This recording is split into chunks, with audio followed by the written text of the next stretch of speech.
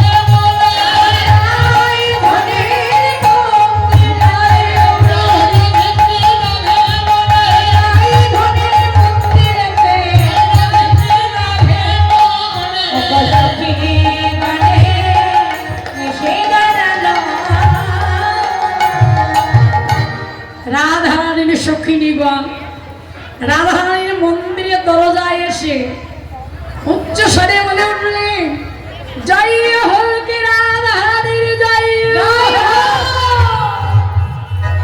জয়ধ্বনি দিয়ে যেমনই প্রবেশ করেছে মা, তাকে জটিলা ক্রোধিত হয়ে রাধারানীকে খুব বকাবকি করছে।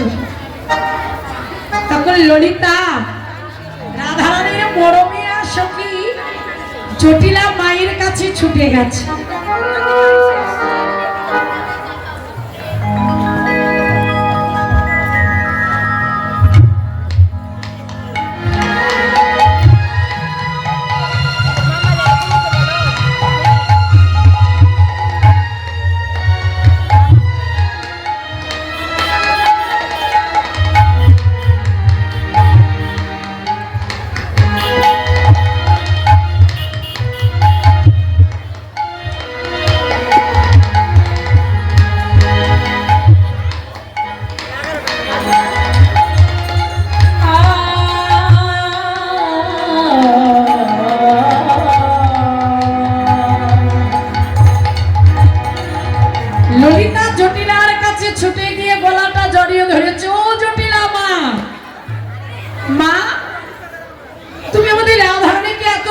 বকাবকি করছো কেন বলো তো? ললিতা, আমি বকাবকি করলে সবাই ভাবে, কতজনে বলে আমি বউকে মন্দ ভাবি, ভালোবাসি না।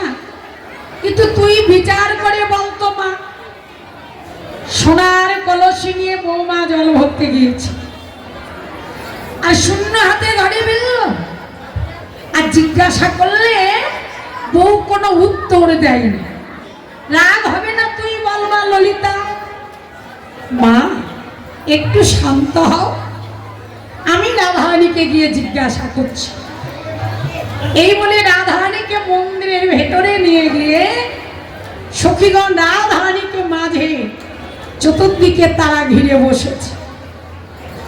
ললিতা রাধারানীর বদন পানে চেয়ে বলছে, রাধে তুই তো রাজকন্যা,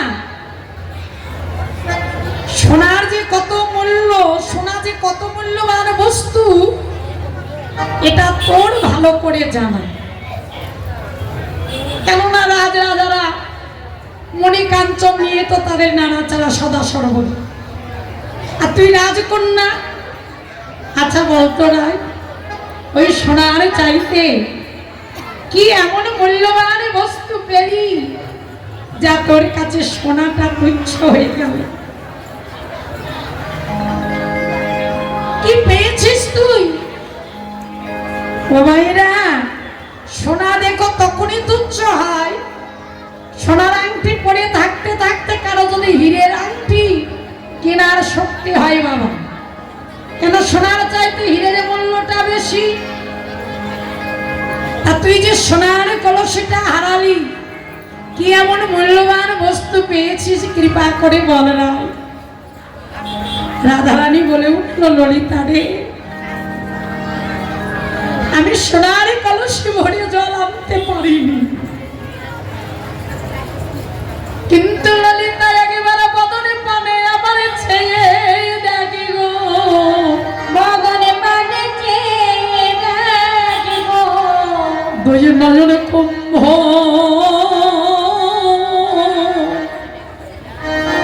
আমি ভরে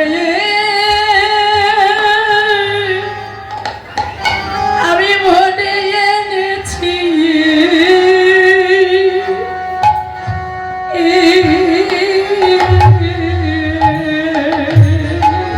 ললিতা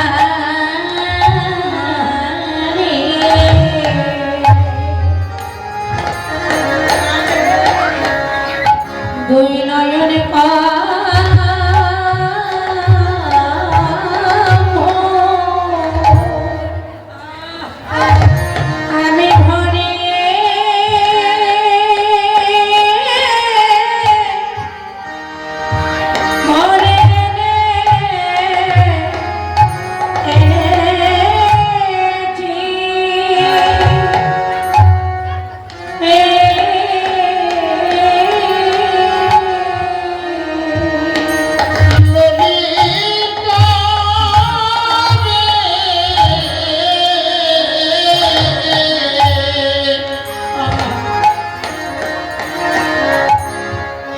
যমুনায় গিয়ে তুই নয়ন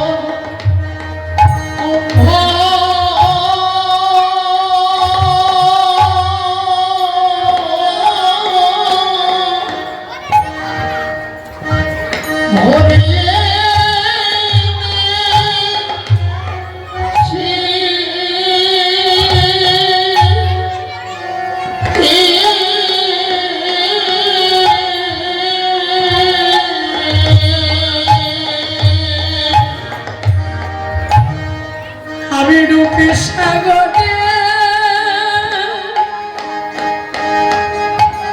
ললিতা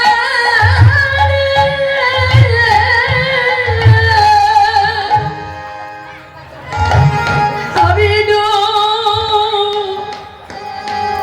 ডুবে দিয়ে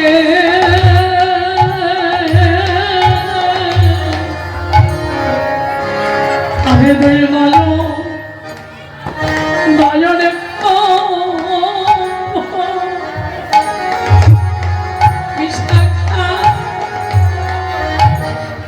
আমি যে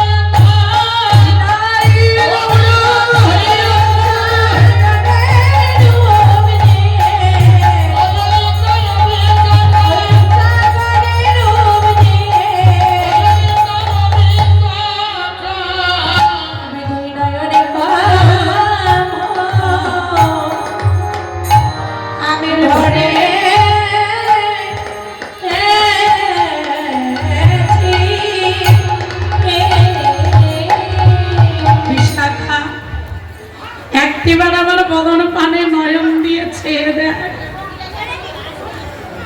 ওই রূপের সাগরের মাঝে ডুবে দিয়ে আমি দুটো নয়ন কুম্ভ পরিপূর্ণ করে এনেছি। ললিতা বিশাখা সকল সখীগণে বললে, রাধে তুই যখন দুটো নয়ন কুম্ভকেই পরিপূর্ণ করে এনেছিস, কিঞ্চিত আমাদের দেবা গো।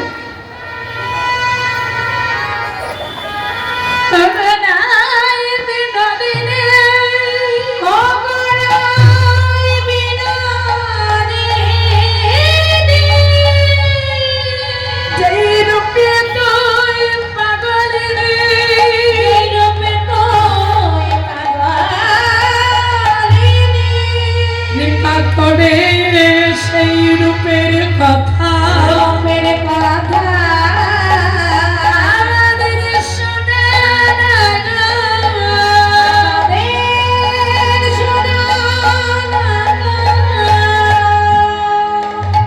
আমাদের কিঞ্চিত সেই রূপের কথা শোনা, মনে বড় বাসনা নিয়ে আমরা তোর কাছে এসেছি। তুই আমাদের কিঞ্চিত শ্রবণ করা। রাধারানী কেঁদে বললে, সখী রে এ তো উত্তম কথা, তোরা যেমন শ্রবণ করতে ভালোবাসিস, আমি তেমন বলতে ভালোবাসি। কিন্তু দুঃখটা কোথায় জানিস? একজনের দেখায় আর একজনের বলা কি করে সম্ভব হইব? দেখেছে একজন বলবে আর একজন। বিশাখা বলে উঠল, রাধে আমি কিছু বুঝতে পারলাম না। দেখেছে একজন বলবে আর একজন মানে? রবি দেখেছে আমার নয়ন, বলবে আমার বরণ। নয়নে দেখার মতো দৃষ্টি শক্তি আছে, দৃষ্টি শক্তি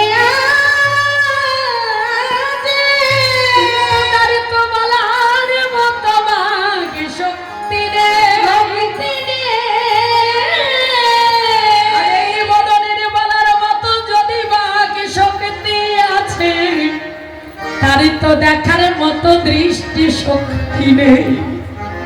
দেখেছে নয়নে বলবে বদন, বলবে কি করে সম্ভব হয় বল? রাধে তুই যেমন বলবি আমরা তেমনই শ্রবণ করব। তুই আমাদেরই কৃপা করে শোনা। রাধারানী বললে, ললিতা তবে শোন, আমি তো বাদিনীর ঘরে বসত করি, আমি আকারে বলবো তোরা প্রকারে বুঝে নিস। কিন্তু রূপের কথা শ্রবণ করতে করতে কখনো যেন আনমনস্ক হয়ে পড়িস। আমি তো আলা ভোলা গোয়ালিনী, তোদের কাছে আমার একটি নিবেদন কি জানিস? তোরা প্রত্যেকে আমার গোবিন্দের পরম ভক্ত। রূপের কথা বলতে গিয়ে বাবা গো, কোন জায়গা যদি কত যে জায়গা বাদ পড়ে যাবে, তোমরা কৃষ্ণ ভক্ত হয়ে এই অভাগিনী অধমাকে কৃপা করে মা তোমরা ক্ষমা করে দিও। রাহানি বলে উঠল, সখী গোবিন্দের ওই রূপ দর্শন করতে করতে আমি যেন ওই রূপে হারিয়ে গেলাম। ললিতা কি মধুর রূপ, সখীরে ক্ষম ডলা জিতি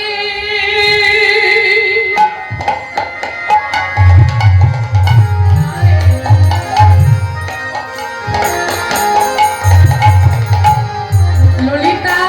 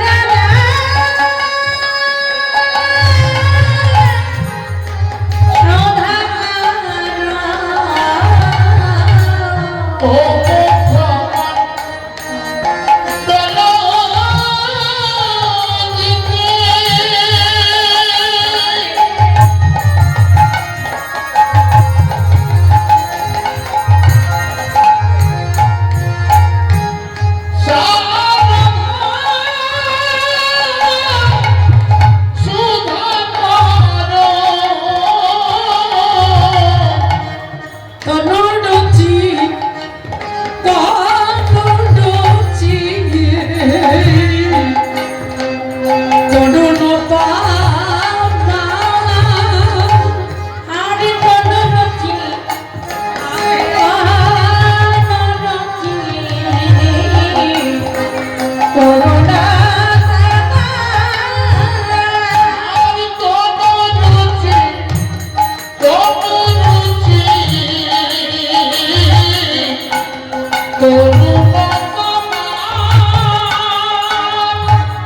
আমি গগনে চাঁদিকে কিসে পাগল গগনে চাঁদে কিসে পাগলে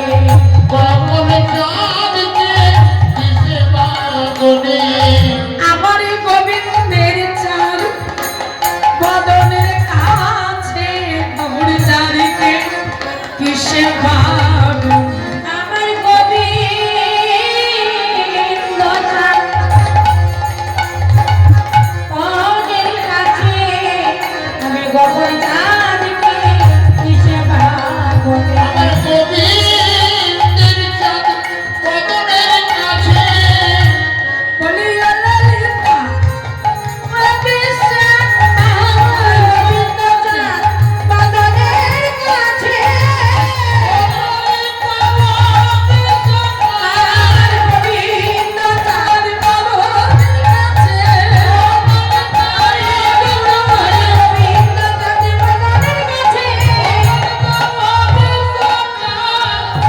আমি ভগত চাই সেবা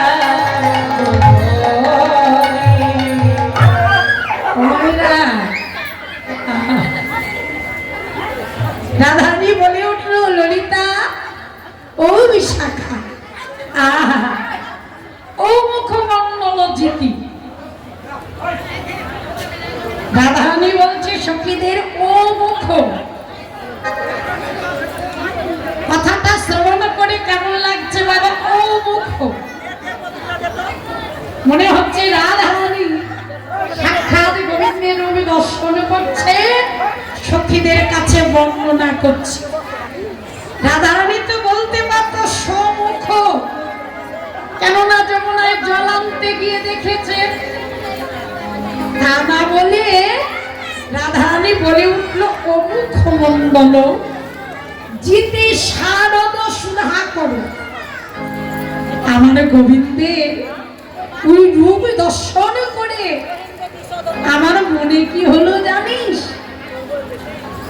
শারদীয়া পূর্ণিমার চাঁদের শোভা পূর্ণিমার চাঁদের যে জ্যোতি আমার গোবিন্দের রূপের জ্যোতি চাঁদের জ্যোতিকেও যেন জয় করেছে লক্ষ্য করো মায়েরা প্রত্যেকটা মাসে একটা করে পূর্ণিমা হয় প্রত্যেকটা পূর্ণিমা চাঁদের জ্যোৎস্না লক্ষ্য করো আর শারদীয়া পূর্ণিমা চাঁদের জ্যোৎস্নাটা লক্ষ্য করে দেখো প্রত্যেকটা মাসে মাসে যে পূর্ণিমা হয় এই পূর্ণিমা চাঁদের জ্যোৎস্নার চাইতে দ্বিগুণ জ্যোৎস্না দেখা যায় শারদীয়া পূর্ণিমা চাঁদের মাঝে সেই শারদীয়া পূর্ণিমার চাঁদকেও আমার গোবিন্দের বদন চাঁদ যেন জয় করেছে ওই শারদীয়া পূর্ণিমার চাঁদকেও জয় করেছে ললিতা শুধু কি তাই ওই গগনের চাঁদের সঙ্গে তুলনা হয় না সখীগণ বললে বুঝেছি তুই এখন বলবি গগনের চাঁদ হলো কলঙ্কময় চাঁদ আর তার গোবিন্দ হলো নিষ্কলঙ্ক চাঁদ এটাই তো বলি না না শুধু তাই নয় ওটা তো প্রথমেই আছে আরো কিছু পার্থক্য আছে গগন চাঁদের সঙ্গে কেমন পার্থক্য মায়েরা হচ্ছে প্রথম পার্থক্য হলো আকাশের চাঁদ হলো কলঙ্কময় চাঁদ আর আমার গোবিন্দ চাঁদ হলো নিষ্কলঙ্ক চাঁদ দ্বিতীয় পার্থক্য আকাশের চাঁদ হলো আতঙ্কময় চাঁদ আর আমার গোবিন্দ চাঁদের নিরাতঙ্ক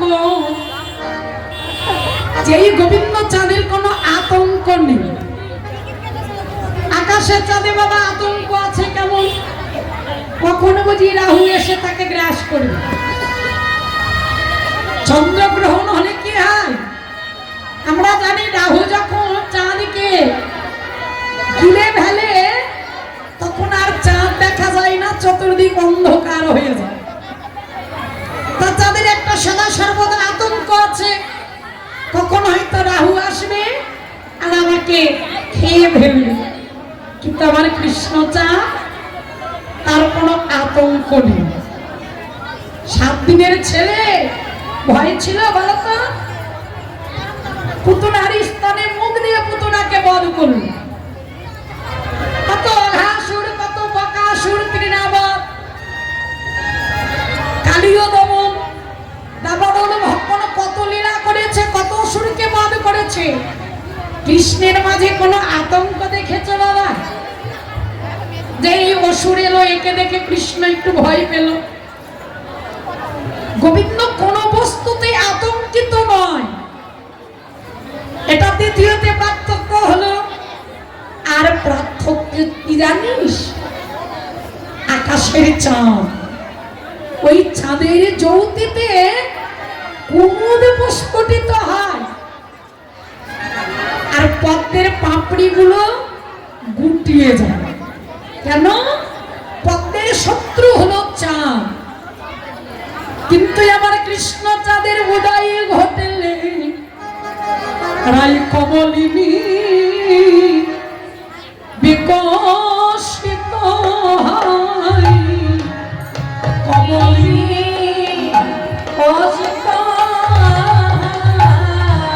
রাই কমলিনী বিকশিত হয়। কৃষ্ণ চাঁদে ছাতা পেলে গাই, কমলিনী বিকশিত হয় রে।